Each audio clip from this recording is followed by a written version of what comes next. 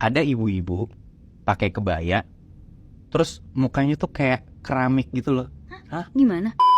Ada satu kejadian di satu komplek, tapi kompleknya di mana gue kasih tau nanti ya. Di satu komplek ini tuh ada satu keluarga baru yang baru pindah ke komplek itu. Si keluarga baru yang baru pindah ke komplek ini tuh punya hubungan sama ilmu hitam lah. Kabar ini tuh juga nyampe ke satpam yang jaga di komplek itu. Si satpamnya ini tuh ngeliat kalau ada satu mobil yang selalu keluar dari komplek ini lewatin portal itu setiap jam 3 pagi. Tapi anehnya si mobil ini nih bakal balik masuk lagi ke dalam komplek di jam 3.15 atau 3.20 lah. Terus 15 menit. Nyata kayak tiap hari si mobil itu ngelakuin kayak gitu. Nah karena agak-agak curiga segala macam, akhirnya si satpam ini kayak mau ngeliat nih siapa sih sebenarnya keluarganya, karena dia cuma denger doang, nggak pernah ngeliat nih bentukan keluarganya kayak gimana. Terus jam 3 pagi itu si mobil keluarga baru ini nyampe di portal. Nah sebelum dibukain, si satpam ini kayak ngedekat dulu ke mobilnya gitu, kayak pengen lihat sebenarnya keluarganya kayak gimana sih. Ternyata pas satpamnya keluar dari pos, yang turun tuh bukan kaca supirnya, tapi kaca belakang supirnya. Si satpam ini ngeliat ternyata di kursi belakang itu ada ibu-ibu pakai kebaya, terus mukanya tuh kayak keramik gitu loh. Hah? Gimana? Jadi kayak kalau kita kan manusia ada di atas bibir kita ada lekukan gitu kan. Dia tuh di mukanya nggak ada lekukan sama sekali. Kayak ini nih nggak ada nih, lekukan ini nggak ada. Terus kayak kita kan kelopak nih ada kerutannya kan. Dia tuh nggak ada. Jadi kayak bener-bener halus banget, kayak boneka porselen lah. Iya, kebayang. Tapi orang Moy. Nah cuman si ibu-ibu ini itu tuh cuman ngomong kayak, "Pak, saya cuma mau keluar sebentar. Nanti bentar lagi saya masuk lagi kok. Tolong bukain ya cepet." Ya udahlah karena dia juga udah kaget. Gara-gara itu ya mungkin takut juga, merinding jam 3 pagi gitu kan. Akhirnya udahlah dia ke portalnya, terus dia buka tuh portal. Udah tuh cerita ini dikasih tahu ke anak buahnya. Intinya kalau misalkan memang si keluarga ini mau keluar jam 3 pagi, nggak usah tahan-tahan lagi, udah kasih aja. Nggak usah cari ribut lah, serem kan. Nah beberapa hari kemudian di jam 3 pagi itu adalah giliran salah satu anak buah si bos ini, ya salah satu satpamnya lah. Si satu satpam ini tuh dia ketiduran di jam 3 pagi itu. Ternyata di tengah ketidurannya si pas satpam ini, tiba-tiba dia kebangun gara-gara dicolek. Dan ternyata yang nyolek itu adalah si ibu ini. Kaget dong dia. Dia ngeliat langsung nih, wah ternyata bener kata bos gua, ada ibu-ibu pakai kebaya, mukanya tuh ya kayak boneka porselen gitu loh. Akhirnya udah tuh dia kebangun, terus langsung dibukain tuh portalnya. Nah terus begitu mobil ini ngelewatin portalnya, si ibu ini nurunin kaca. Terus dia bilang, "Pak, dibanding Bapak nanti ketiduran, saya kasih temen aja ya buat temenin, biar Bapak nanti gak ketiduran." Nah si Bapak ini bingung dong, maksudnya apa temen gitu kan. Pas mobil ini udah jalan, portal ditutup lagi. Nah pas dia balik ke pos satpamnya, dia ngeliat dari jauh di dalam posnya ini samar-samar kayak ada siluet orang banyak gitu. Nah pas dia deketin ke pos satpam, ternyata bener aja di dalam pos satpam itu rame banget sosok-sosok yang mukanya juga kayak boneka porselen. Ininya nggak ada, kerutan matanya juga nggak ada sama sekali. Dan itu rame banget, bener-bener rame. itu di mana, Bi? Kompleknya? Itu di komplek di belakang Kejaksaan Jakarta Selatan.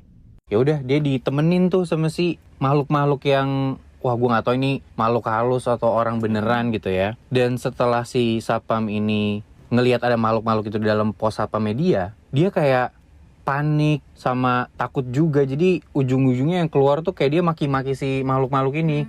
Kayak anjing bangsat lu, siapa lu semua. Tapi setelah dia maki-maki kayak gitu, si makhluk-makhluk ini serentak ngeliatin dia, melotot, terus langsung senyum lebar ke dia gitu. Dari situ akhirnya si satpam ini kabur lah, dia cabut dari pos satpam itu. Dan ya udah semenjak itu si satpam ini akhirnya trauma lah. Dia bilang ke atasannya dia nggak mau lagi tuh shift malam karena dia takut banget. Dikasih lah sama satpam atasannya itu, dia tuh shiftnya pagi ke malam aja. Ternyata setelah kejadian itu terornya tuh nggak berhenti di situ aja. Jadi ada satu momen abis bangun subuh, ini by the way namanya Bang Sofian ya, si satpam ini. Dia bangun subuh sekitar jam 4-an pagi, tiba-tiba kontrakannya dia itu diketok sama orang.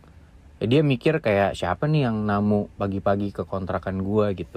Dan di situ posisinya dia bangun sendiri. Dia udah punya istri di kontrakannya dia, tapi istri lagi tidur. Dia ke depan, ke pintu depan gitu ya. Terus dia megang gagang pintu. Tapi tiba-tiba dia jadi nggak mau bukain pintunya. Karena tiba-tiba si Bang Sofyan ini nyium kayak ada bau daging mentah. Dari luar rumahnya. Dari luar rumahnya, dari balik pintu itu. Bukan daging busuk ya, tapi daging mentah merah yang kebayang gak sih lo kalau misalkan lo ke supermarket nih.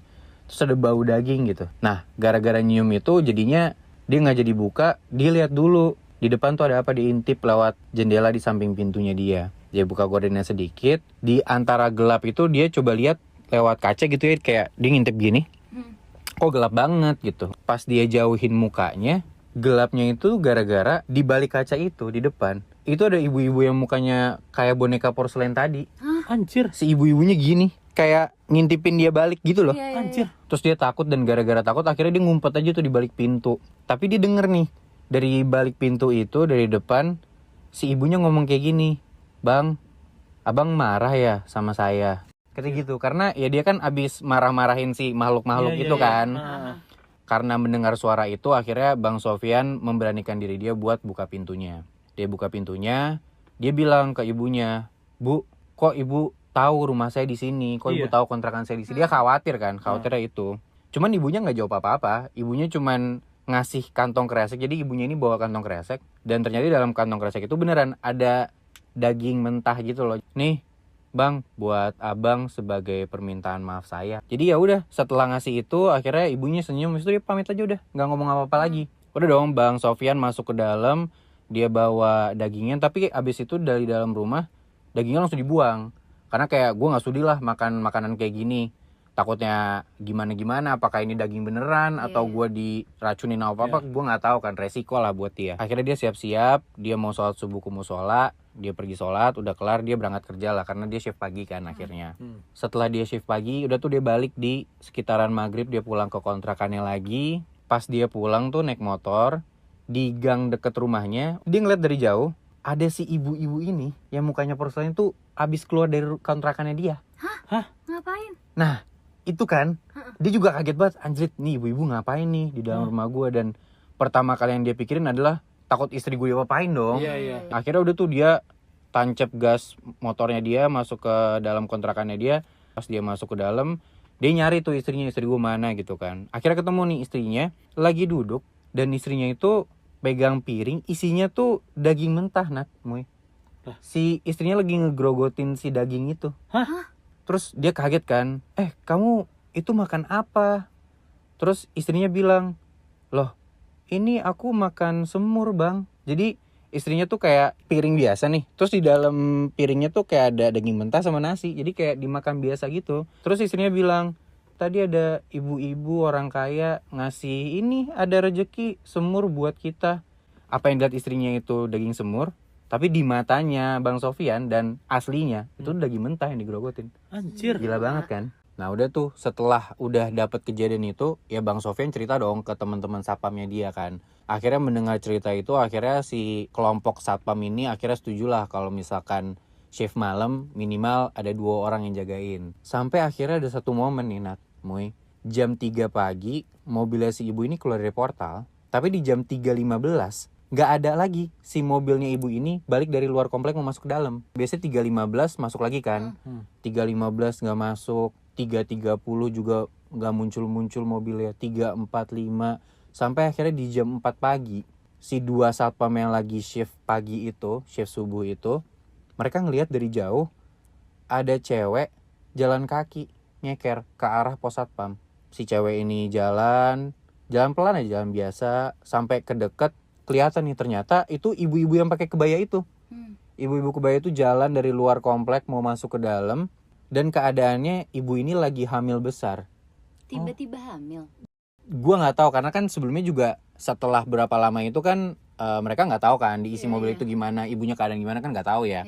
Sampai akhirnya mereka ketemu lagi nih. Ya 2 satpam ini rada-rada panik, takut gitu kan. Udah akhirnya bener si ibu ini pas ngedeket ke arah pos satpam, dia masuk ke dalam pos satpamnya. Terus ibunya cuma ngomong gini, Pak, saya numpang duduk di sini ya, nunggu dijemput. Ya udah dong, karena takut juga, nggak berani mau ngebantah juga, takutnya kena teror. Ya udah silakan Bu, masuk gitu kan.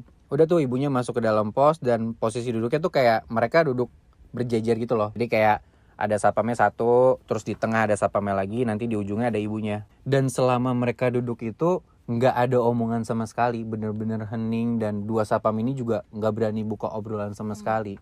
Tapi mereka berdua nih, si satpam ini tuh ngerasa kok kayak bau busuk tuh muncul dari badannya si ibu ini.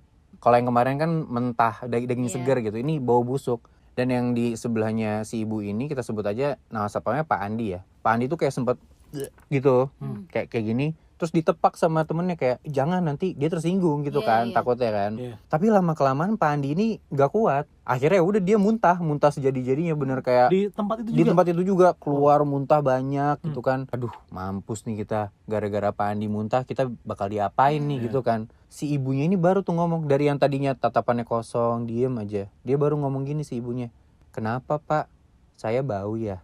Akhirnya si Pak Andi ini ngomong kayak ngeles aja, enggak Bu, saya lagi masuk angin, enggak Bu, ibu enggak bau kok. Udah, untungnya gak lama dari situ si ibunya ini dijemput, kira baliklah si ibu ini. Di situ dua satpam ini panik sendiri, kayak aduh gimana nih, mampus nih kita, si ibu ini bisa neror kita nih bentar lagi gitu kan. Mereka udah panik, udah takut aja gitu dengan asumsi mereka. Ternyata benar aja Nat, Muy, setelah kejadian itu Pak Andi kena teror. Anjir. Si satpam yang muntah ini ya.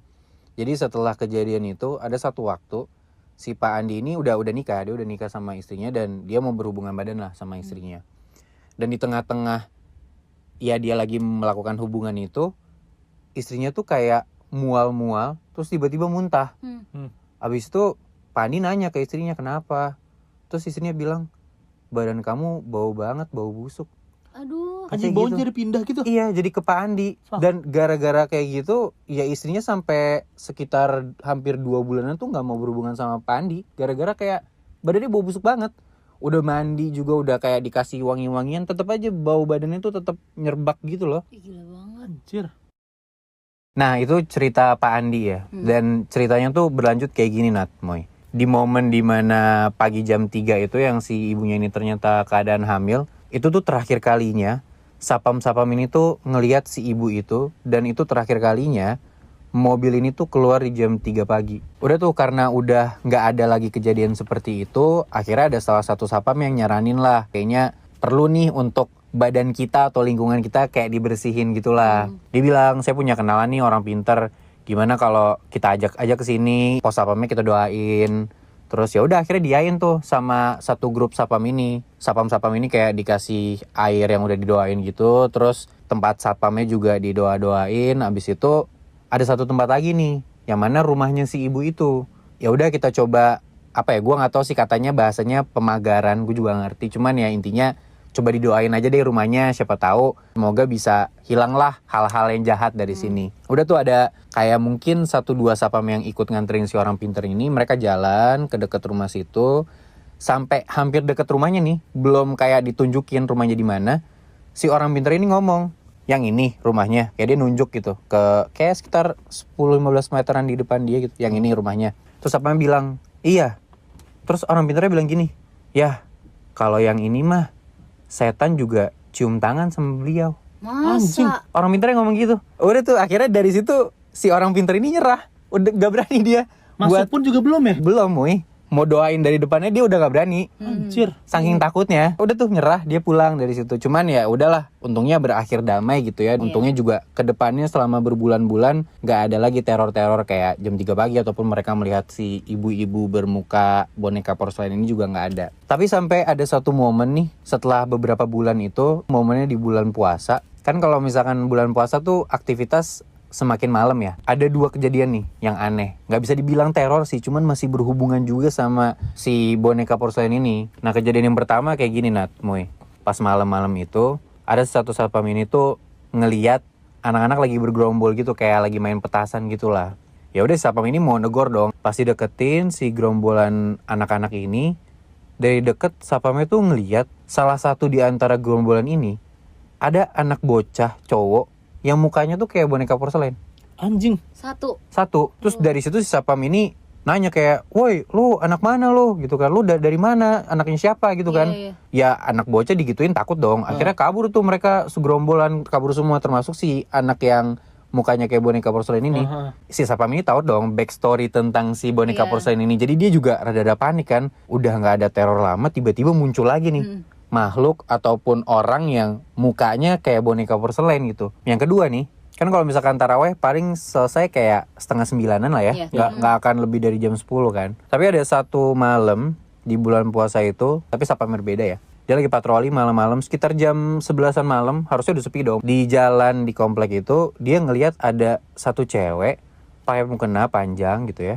Terus dia mau samperin kan ya, sebagai sapam gestur aja ke warga gua, ramah gitu ya, mau negor gitu. Dia deketin terus dia mau nyapa, tapi pas dilihat dari deket ternyata si cewek ini yang pakai mukena itu mukanya kayak boneka porselen. Anjing serem banget lagi. Parah banget kan, jam 11 malam Nat. Dia sendirian gitu, sepi, kosong. Nah di cerita itu si Sapam ini pingsan setelah ngeliat itu. Dan setelah 2 kejadian itu memang si Sapam-Sapam ini juga makin sering mengalami hal-hal atau momen-momen mereka ngeliat orang yang mukanya tuh kayak boneka porselen. Mau malam, mau siang, itu tetap ada gitu. Kayak misalkan ada ibu-ibu yang nganter anak sekolahnya gitu ya, terus ada Sapam yang ngeliat anaknya mukanya kayak boneka porselen, tapi pas ditegesin lagi, oh ternyata enggak. Jadi kayak Halu Bi. entah itu halu atau kayak mereka kena kutukan, gue juga nggak ngerti. Tapi ya itu, mereka tuh Sapam-Sapam ini mengalami hal-hal yang seperti itu. Ya kurang lebih kayak gitulah cerita Sapam-Sapam di komplek ini.